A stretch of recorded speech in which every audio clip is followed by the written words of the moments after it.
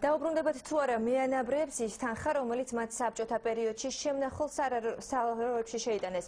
წლების მიუხედავად მიანაბრეთა ნაწილი იმედს არ კარგავს სალარო წიგნაკები ისევ შენახული აქვს და ელოდებიან დროს, როცა სახელმწიფო მათ ვალს გაისტუმრებს. რამდენიმე არასამთავრობო ორგანიზაცია მიანაბრეთა პრობლემებით უკვე დაინტერესდა. არსებობს ბაზა, სადაც მათი მონაცემები ფიქსირდება. რას ფიქრობენ თემაზე პოლიტიკურ წრეებში ლევან ფოჩხუა მოგიყვებათ. აი ეს არის ჩემი შემნახველი სალარო წიგნაკი. იმის იმედით, რომ სალაროში შენახული თანხა შეენახება და ადრე თუ გვიან უკან დაუბრუნდება, მანანა კახეთილიძე ანაბრის წიგნაკს უკვე 10 წლეულები აინახავს. ფურცლებზე ასახული ეს ციფრები ამ ქალბატონის იმ დანაზოგს ითვლის, რომელსაც ის მთელი ცხოვრება აგროვებდა. ხელისუფლების ყველა წარმომადგენელი ნამდვილად ყველას პირდება, რომ აგინაზღაურებთ ამ ფულს დავაბრუნებთ, მაგრამ არ ჩანს ვინც დააბრუნებს ამ ფულს. მაგრამ იმედი მაქვს, რომ ვიღაც მაინც დააბრუნებს.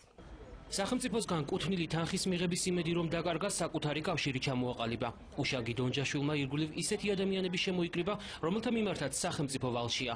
საქართველოს ხელისუფლების წინააღმდეგ არაერთი სარჩელის ავტორი მიიჩნევს, რომ ადრე თუ გვიან კაპიკებით დაგროვილ სოლიდურ თანხაზე ხელი ისევ მიუწვდება. მანამდე კი საკუთარი კონცეფცია შეიმუშავა და მექანიზმი როგორ დაბრუნდეს ის, რაც ხალხის საკუთრებაა.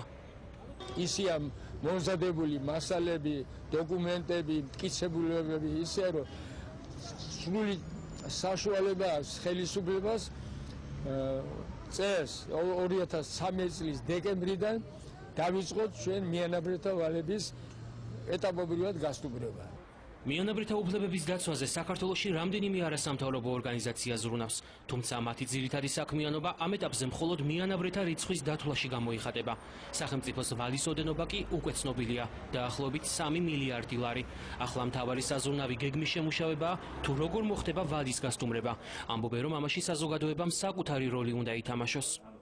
უახლოეს პერიოდში ნამდვილად ვერ მოხერხდება, ამას აბსოლუტურად გულწრფელად ვიძახი და არავის არ უნდა ქონდეს ამის ილუზია, თუმცა იმას არაფერი უდგას წინ, ვფიქრობ, რომ რაღაც შემუშავდეს გეგმა დაბრუნების, ან თუნდაც რაღაც დასაბუთებული უარი ეთქვას ამ ხალხს. საქართველოს ანაბრები შიდავალად აღიარა, თუმცა იცვლება პოლიტიკური სიტუაცია, პოლიტიკური პარტიები ხელისუფლებაში, მაგრამ ქვეყანას არ გააჩნია სწორი ხედვა, მეტიც სტრატეგია თუ რა ფორმით შეიძლება მოხდეს ამ პრობლემის გადაჭრა. საკითხი რომ აქტუალურია, ამაზე ის დაპირებებიც მეტყოლებს, რომელსაც პოლიტიკური პარტიების საკუთარ ამომრჩევლებს არჩევნებიდან არჩევნებამდე აძლევენ. აღმოჩნდა, რომ 2004 წლის საპარლამენტო არჩევნებამდე მიცემული დაპირების რეალურად განხორციელება უკვე დღეს ნაციონალურ მოძრაობასაც არარეალურად მიაჩნია. თუ ჩვენ შევხედავთ საქართველოს ეკონომიკის განვითარების დღევანდელ დონეს და თუ ჩვენ ნახავთ საქართველოს ბიუჯეტის მასშტაბს, რა მასშტაბის არის დღეს საქართველოს ბიუჯეტი, ანაბრების დაბრუნება ჯერჯერობით არის შეუძლებელი, ეს არის წარმოუდგენელი. ანუ ნებისმიერი ესეთი განცხადება ნებისმიერი პოლიტიკის მხრიდან არის პოპულიზმი და მეტი არაფერი. მართულ გულში ადასტურებენ, რომ საკითხზე მთავრობა მუშაობს, თუმცა ფულის დაბრუნების კონკრეტული გეგმა ამ ეტაპზე არ არსებობს. ეს მძიმე მემკვიდრეობა, რამდენადაც მე ვიცი, მთავრობა მუშაობს, შექმნილია ჯგუფი, რომელიც ამ საკითხებზე მუშაობს. იქ არის მთელი რიგი საკითხები, დასაზუსტებელი, გასავლელია მთელი რიგი, ასე ვთქვათ, იურიდიული მომენტები, რომლებზეც მიმდინარეობს მუშაობა. დაუბრუნდებათ თუ არა მიანაბრეებს კუთვნილი ფული ისევ გამოცანად რჩება, თუმცა დაწყებული საქმის ბოლომდე მისაყვანად უშაგი დონჯაშვილს мотиваცია უკვე აქვს.